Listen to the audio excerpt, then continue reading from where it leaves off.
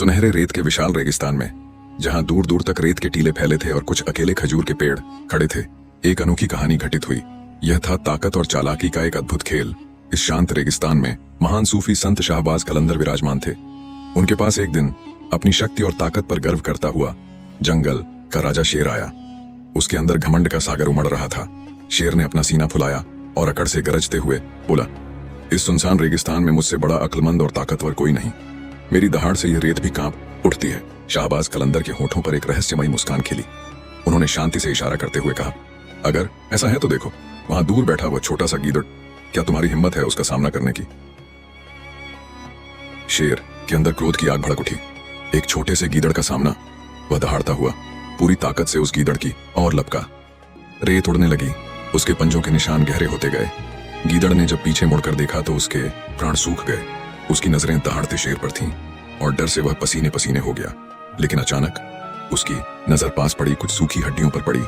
एक चमकदार विचार उसके दिमाग में कौंधा। उसने तुरंत एक हड्डी उठाई और जोर से, बहुत ही स्वादिष्ट तरीके से उसे चूसने लगा। उफ! वह चिल्लाया, शेर का गोश्त क्या लजीज होता है, काश एक और मिल जाए। शेर के पैर वहीं जम गए। उसका दिल धक से रह गया। क्या कहा इसने? शेर के मन में विचार कौंधा, यह छोटा सा गीदड़ शेरों को खाता है। उसकी धमक एकदम थम गई, आंखें विस्फारित हो गईं। यह सारा दृश्य एक ऊंचे खजूर के पेड़ पर बैठा बंदर देख रहा था। उसकी चंचल आंखों में एक नई चमक आई। यह तो शेर के साथ दोस्ती जमाने का एक सुनहरा अवसर था। बंदर तेजी से पेड़ से उतरा और शेर के पीछे भागा। अरे तुम इतने ताकतवर होकर एक गीदड़ से डर गए? उसने चिढ़ाते हुए कहा, वह तो तुम्हें बेवकूफ बना रहा है। कैसा शेर हो तुम? बंदर के ताने ने शेर के घमंड को चोट पहुंचाई। क्रोध से उसकी आंखें लाल हो गईं।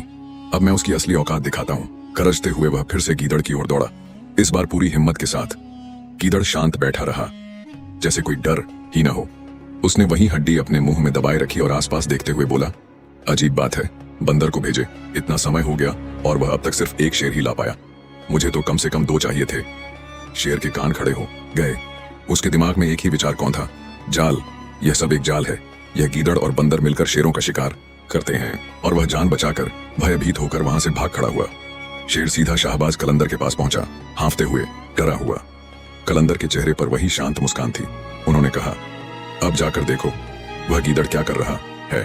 शेर ने धीरे से मुड़कर देखा, वहां कोई भी नहीं था। गीदड़ तो कब का निकल चुका था, सिर्फ खाली रेत और कुछ बिखरी हुई हड्डियां रह गई थीं।